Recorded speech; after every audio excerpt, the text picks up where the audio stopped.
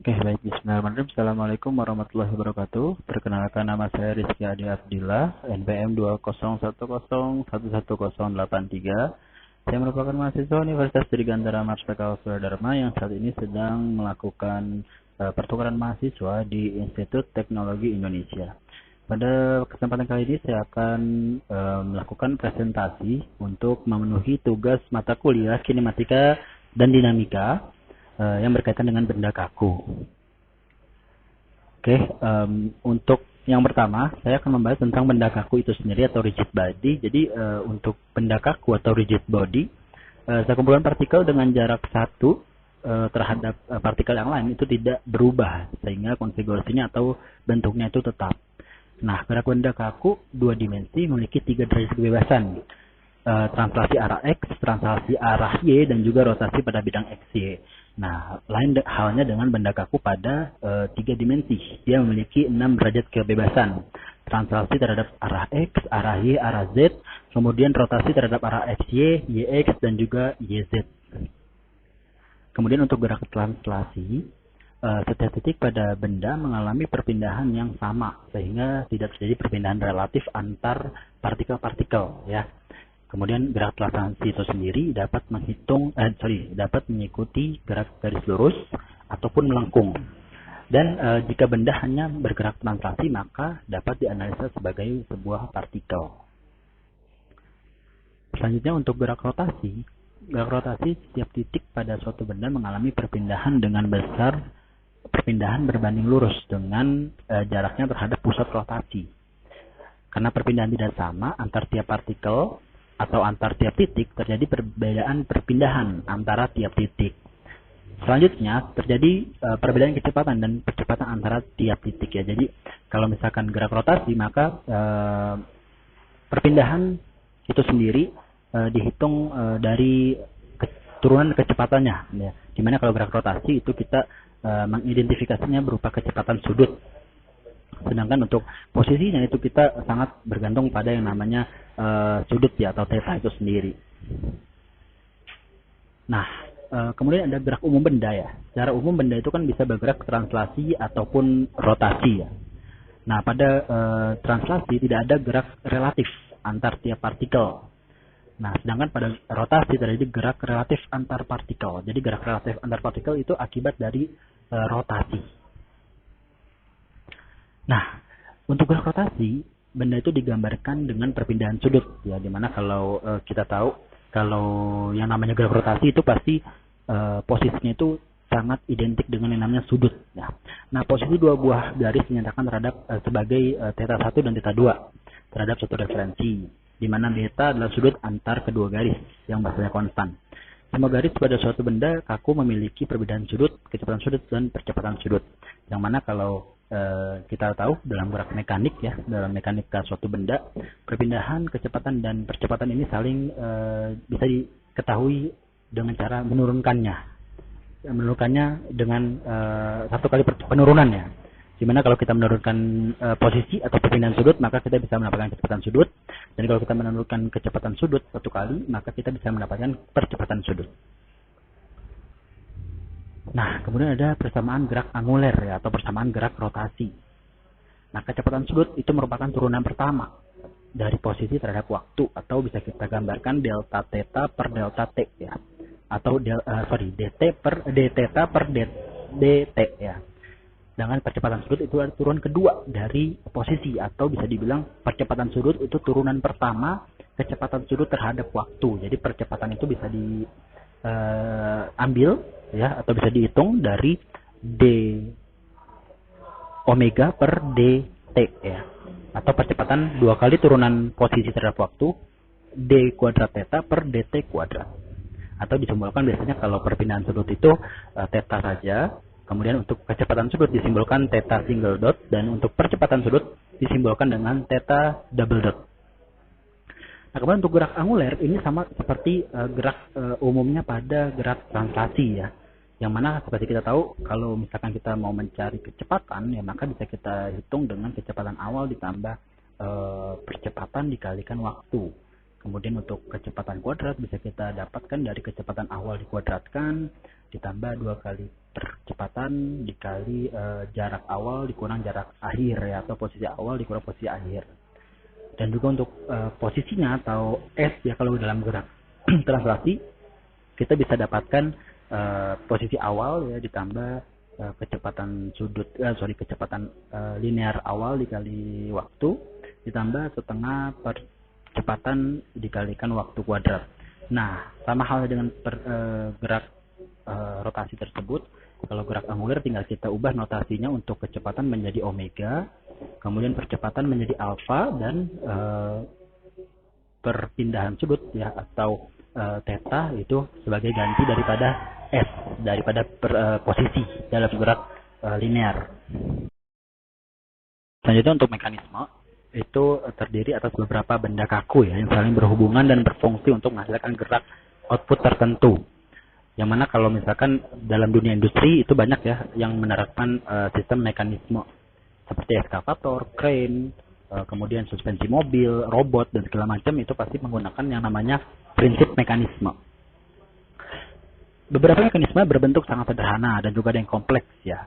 Nah, biasanya terdiri dari berbagai komponen yang disusun menjadi satu sistem. Nah, beberapa jenis mekanisme dasar yaitu seperti contohnya bell crank ya.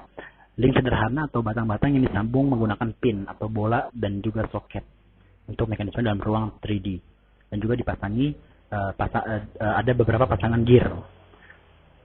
Nah, kemudian analisis kinematik mekanisme. Ada 3 metode yang biasa digunakan untuk menganalisa kinematik suatu benda kaku. Ya, biasanya ada metode terhadap gerak absolut, gerak relatif, dan juga pusat kecepatan sesaat.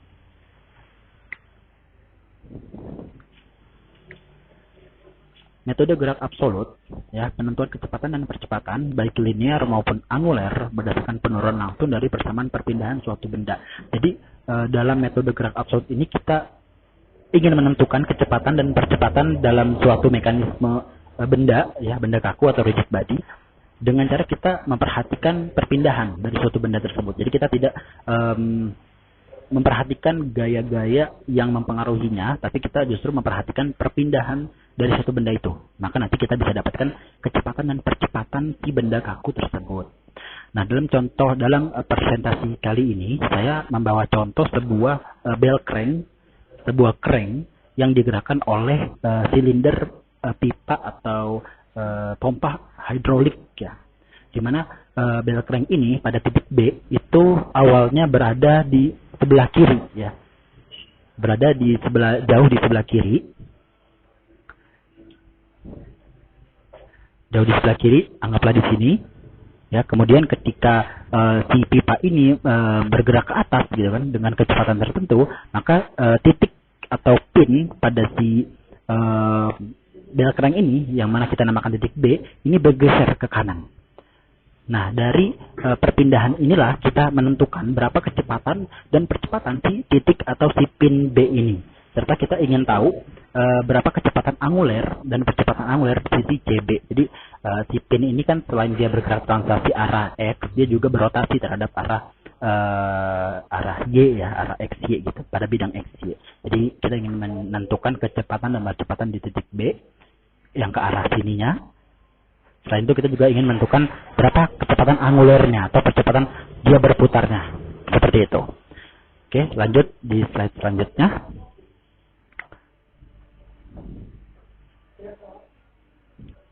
Nah, pada slide selanjutnya kita menggunakan prinsip dasar ya.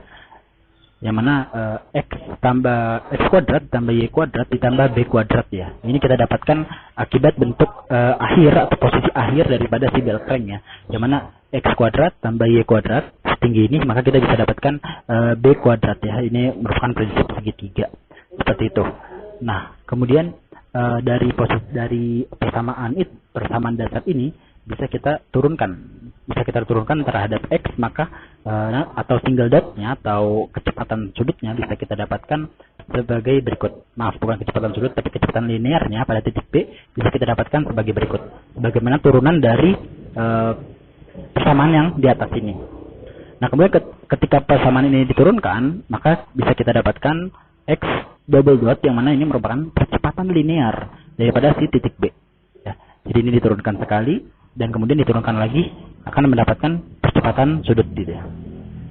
Nah, lalu dengan Y sama dengan B sin X ya, di mana ini didapatkan dari persamaan ini dan juga X B cos X. Nah, serta D kuadrat Y per DT kuadrat sama dengan 0, maka dari persamaan di atas ini bisa kita masukkan atau bisa kita substitusikan data-data yang kita dapatkan. Yang mana VB atau kecepatan translasi pada titik B ini, si pin B ini, itu kita asumsikan X single dot ya, maka sama dengan min VA tan theta. Yang mana dari persamaan VB atau kecepatan pada titik B ini bisa kita turunkan sekali lagi terhadap X, maka bisa kita dapatkan percepatan terhadap si X, terhadap X untuk pin B ya. Yang mana dari min VA tan theta ini kita turunkan menjadi min VA kuadrat per B secant kuadrat theta secant kuadrat theta, yang mana secant kuadrat theta ini kan turunan dari tan theta. Nah, kemudian dengan data yang ada di soal, di mana VA-nya itu 0,3 meter per detik ya, VA itu adalah kecepatan dorongan daripada si pipa hidrolik ya, yang mendorong pin A, dan theta atau sudut yang dibentuk akibat perpindahan di poin A ini itu sebesar 30 derajat.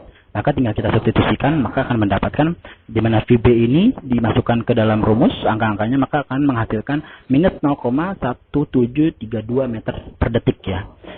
Sedangkan percepatannya tinggal kita masukkan juga ke persamaan yang udah ada di atas, maka akan mendapatkan hasil min 0,693 meter per detik kuadrat atau per second kuadrat. Yang mana tanda negatif ini menyatakan arah VB dan AB itu ke kanan ya. Ke kanan ke arah sini. Jadi kecepatan ke arah kanannya itu 0,17 meter per second dan percepatannya 0,69 meter per second kuadrat.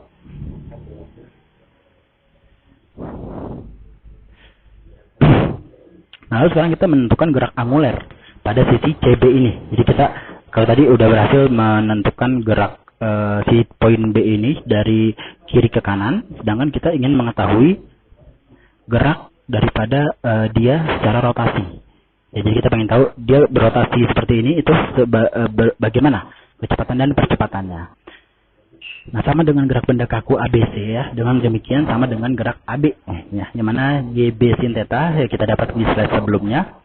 Maka diturunkan terhadap sin theta terhadap theta, maka bisa kita dapatkan Y single dot yaitu B single dot theta kali cos theta ya. Ya, ini turunan pertama daripada ini ya. Ini turunan pertamanya. Nah, ini bisa kita sederhanakan, bisa kita ganti simbolnya menjadi omega sama dengan theta single dot sama dengan VA per B cos theta. Nah, ketika kita sudah mendapatkan kecepatan sudutnya, maka kita bisa mendapatkan percepatan sudutnya, yang mana percepatan sudutnya bisa kita temukan sebagai berikut ya. Ini untuk percepatan sudutnya.